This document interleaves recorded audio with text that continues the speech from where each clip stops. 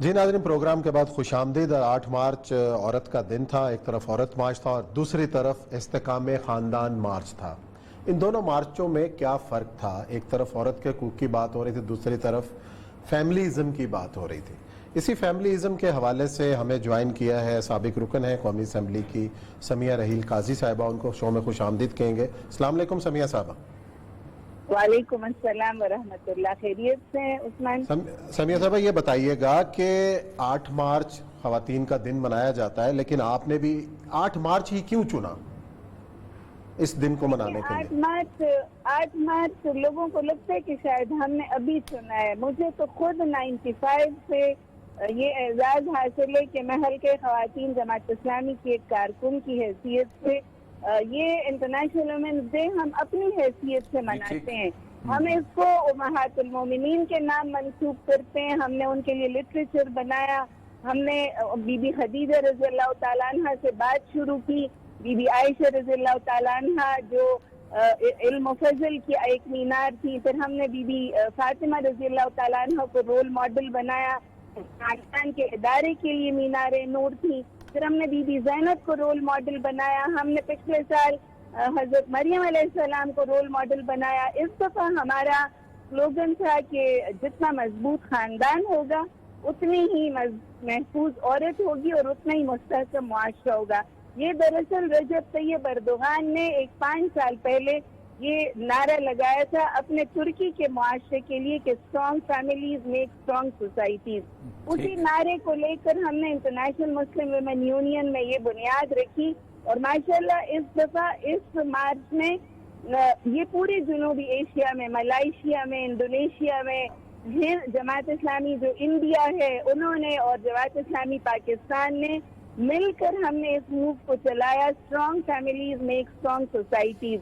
اور وہی ہوا کہ جتنا زیادہ مضبوط خاندان ہوگا عورت بھی اتنی محفوظ ہوگی۔ اور میرا تو یہ پرسنل ایکسپیرینس ہے کہ عورت جب اس کا خاندان اس کی پشت پر ہوتا ہے، اس کا باپ، اس کا بھائی، اس کا شوہر، اس کا بیٹا، تو وہ ہر ناممکن کام کو ممکن کر جاتی ہے۔ میری اپنی مثال اس کے لیے کافی ہے کہ اگر میری جماعت میرے ساتھ نہ ہوتی، میرا خاندان میرے ساتھ نہ ہوتا، اور خاندان سے مراد میرا کوئی فیوڈل خاندان نہیں ہے، خاندان سے مراد میرا باپ، میرا شوہر، میرا بیٹا، میرا بھائی، وہ جب میرے شانہ بشانہ ہوں گے۔ میرے جان کا ایک بڑا اچھا جملہ مجھے یاد ہے کہ بیٹا تم لوگ کہتے ہو کہ عورت اور مرد کو شانہ بشانہ ہونا چاہیے، تو باپ جب اپنی بیٹی کے شانہ بشانہ ہو، ماں اپنے بیٹے کے شانہ بشانہ ہو، اور بہن اور بھائی شانہ بشانہ ہو، اور میاں اور بیوی شانہ بشانہ ہو، تو وہ عورتیں جو ہیں وہ بہت زیادہ معاشرے میں ایکسل کرتی ہیں، اور وہ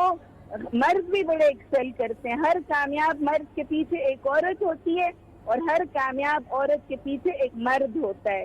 اس لیے ہم نے اس دفعہ یہ سلوگن بھی سنا اور مجھے بڑی خوشی ہے کہ پورے پاکستان میں ہمارے ان استحکام خاندان مارچز کو جو پذیرائی ملی ہے، تو ہم نے دیکھا ہے کہ جی جو بھی لوگ اپنی معاشرتی اقدار کے مطابق چلیں گے تو معاشرے میں ان کو پذیرائی ملے گی۔ اچھا سمیہ قاضی صاحبہ، یہ آپ ماشاءاللہ بہت اچھا کام کر رہی ہیں میڈیا کے لیول کے اوپر، باقی اگرچہ کہ میڈیا پہ آپ کا کنٹرول نہیں ہے، میڈیا جو ہے وہ 90% سے زیادہ دوسری طرف ہے، لیکن ایک دن کے بعد ہوتا یہ ہے کہ پورا سال ہمارے جو سیکولر ایجوکیشن ادارے ہیں اس کے اندر انہی کی باتیں جو ہیں وہ دہرائی جاتی ہیں، انہی کی اقدار جو ہیں وہ پڑھائی جاتی ہیں، اور ایک ایسا تصور پیدا کیا جاتا ہے کہ جیسے عورت اور مرد دونوں جو ہیں ایک قسم کے معاشی اکھاڑے میں اترے ہوئے ہیں، سماجی اکھاڑے میں اترے ہوئے ہیں، ایک دوسرے سے جنگ کرنے آئے ہیں۔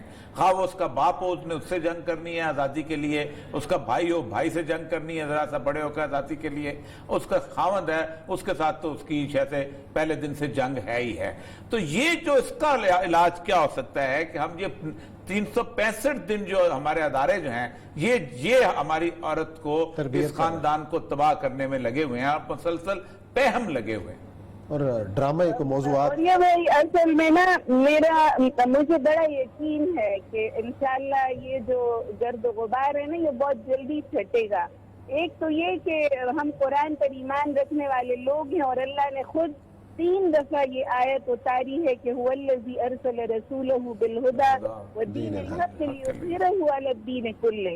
انشاءاللہ اس دین نے پورا پھیل کر ہی رہنا ہے، اور ہمیں دن بہ دن وہ آثار جو ہیں وہ روشن سے روشن تر نظر آ رہے ہیں. وہ پورا اسٹیج سیٹ کیا ہوا ہے. جب حق اور باطل کی قوتیں جو ہیں وہ انتہائی اپنے عروج پر اپنے کشمکش میں ہیں. شیطان جو ہے وہ سیلاب کی طرح اس کے جہاز بہت زیادہ نظر آ رہے ہیں. لیکن آپ دیکھیں، آپ اپنے دل پر ہاتھ رکھیں کہ 90% لوگ، اگر میڈیا ہمارا مخالف بھی صحیح، لیکن معاشرے میں 90% لوگ ہماری ہی بات کرتے ہیں، ہماری اقدار کو تسلیم کرتے ہیں. اور میں تو ایک بلیور ہوں. مجھے تو وہ روز روشن کی طرح آیا ہے کہ میں جدھر جاتی ہوں میں اتنا زیادہ احترام اپنے معاشرے سے وصول کرتی ہوں. وہ صرف اس وجہ سے کہ میں اپنی معاشرتی اقدار کے اوپر بلیو کرتی ہوں اور میں اس کے مطابق چلتی ہوں. جو بھی میری مخالف نظریے کے لوگ ہیں ہمارے معاشرے میں، ان کو بالکل بھی پذیرائی نہیں ملی، اور اس کی وجہ یہ کہ انہوں نے اپنے سلوگن تبدیل کیے ہیں، انہوں نے اپنی اسٹریٹجی تبدیل کی ہے. تو ہمارے یہاں ہمارے معاشرتی اقدار سے بغاوت کی عورت کبھی بھی کامیاب نہیں ہو سکتی. بالکل ٹھیک کہہ رہی ہیں جی. بہت شکریہ آپ کا سمیہ ریل قاضی صاحبہ. آج ہمارے ایک دوست ہیں ڈاکٹر منور صابر صاحب، انہوں نے کالم لکھا، انہوں نے کہا 632 عیسوی میں جو خطبہ حجت الوداع تھا سارے حقوق دے دیے گئے تھے. وہ 6 مارچ ڈیٹ اسلام بتائی. میں سب سے پہلی بات ہے کہ کبھی کبھی ہم لوگ جو ہیں وہ مکمل طور پہ اس ساری صورتحال کو دیکھتے ہیں. اسلام میں رسول اللہ صلی اللہ علیہ وسلم نے جس وقت ان حقوق کا اعلان کیا تھا اس وقت کچھ سوچ نہیں سکتا تھا مکمل طور پہ. یا عورت تماشا گاہ تھی، یا عورت جو تھی وہ ایک مظلوم اور جیسے کہ پسی ہوئی چیز. آپ سوچیں کہ رومن امپائر تھی رسول اللہ صلی اللہ علیہ وسلم کے زمانے کے اندر، جب وہ صلح کے جو بادشاہ تھا اور فلورا کی ریسیں ہوتی تھیں، اور آپ سوچیں کہ گلیڈیٹر پالے جاتے تھے اور عورتوں کی ریس کروائی جاتی تھی اور پھر ان کو ریپ کروایا جاتا تھا پبلکلی، اور جب تک وہ عورت مر نہیں جاتی تھی تالیاں بجتی رہتی تھی. یہ کیفیت تھی اور تماشا تھی پوری دنیا کے اندر تماشا.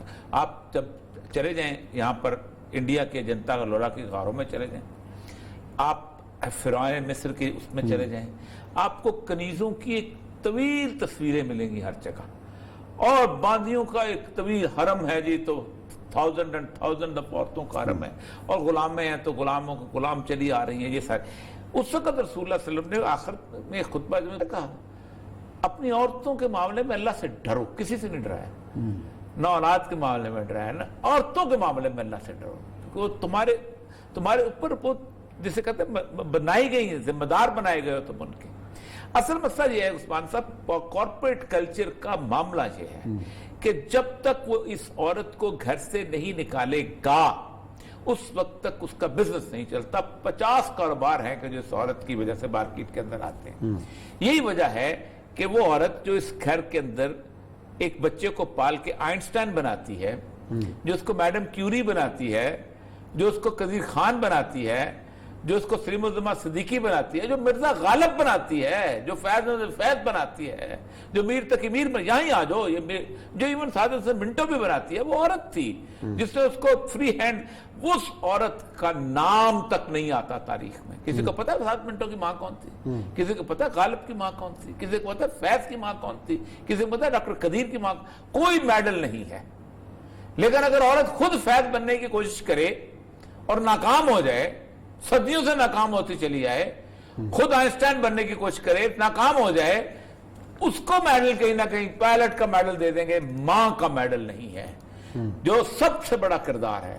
یعنی ایک جہاز بنانا، ایک کار بنانا، ایک ایون میڈیسن ایجاد کرنا، ایک انسان بنانے سے کم تر درجے کی چیزیں ہیں. انسان دو اگر آپ معاشرے کو تحفے میں دیتے ہیں تو وہ تمام دنیا کو آپ تحفے میں دے رہے ہوتے ہیں. لیکن کوئی نہیں، اس لیے کہ کارپوریٹ کلچر کے ہاں اس کی عزت نہیں ہے، اس عورت کے اس تمام تر رول کی عزت نہیں، نہ اس کی بحثیت بیوی عزت ہے، نہ بیٹی عزت ہے، نہ ماں عزت ہے. اور وہ عزت اسلام نے دی. چلیں جی، اسی نوٹ کے ساتھ پروگرام ختم کرتے ہیں. کل انشاءاللہ نئے موضوعات کے ساتھ آپ کی خدمت میں حاضر ہوں گے. اپنا خیال رکھیے گا. اللہ حافظ.